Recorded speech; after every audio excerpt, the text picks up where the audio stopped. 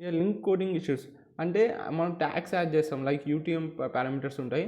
ఇప్పుడు ఒక కంపెనీ అనేది వారి ప్రమోషన్స్ ఇస్తారు, అంటే సోషల్ మీడియా క్యాంపెయిన్స్ చేస్తారు. ఆ క్యాంపెయిన్స్ని ట్రాక్ చేయడానికి ఇట్లా వాడు ట్యాగ్స్ యాడ్ చేస్తారు. అంటే క్యాంపెయిన్స్ ఎంత రీచ్ అయింది, ఎవరెవరు చూస్తున్నారు, ఎంతోమంది విజిటర్స్ ఉన్నారు, ఆ క్యాంపెయిన్స్ వల్ల ఎంత ట్రాఫిక్ జనరేట్ అవుతుంది.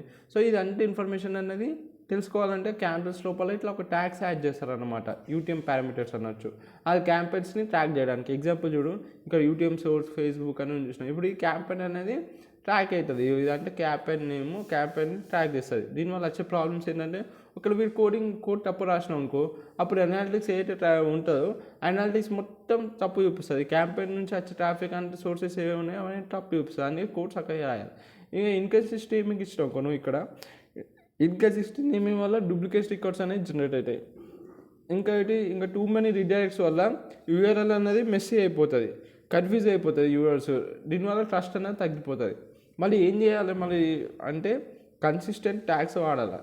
ట్యాగ్స్ నేమ్స్ అనేది కన్సిస్టెంట్గా వాడాలి. నువ్వు అలా యాడ్ చేస్తావు ట్యాగ్స్, ఆ ట్యాగ్స్ అనేది నేమ్స్ అనేవి కన్సిస్టెంట్గా వాడాలి, మంచి ట్యాగ్ నేమ్స్ వాడాలి. మనం బిఫోర్ పబ్లిష్ చేసేటప్పుడు ఫస్ట్ దాన్ని చెక్ చేసుకోవాలి, ఆ లింక్ని.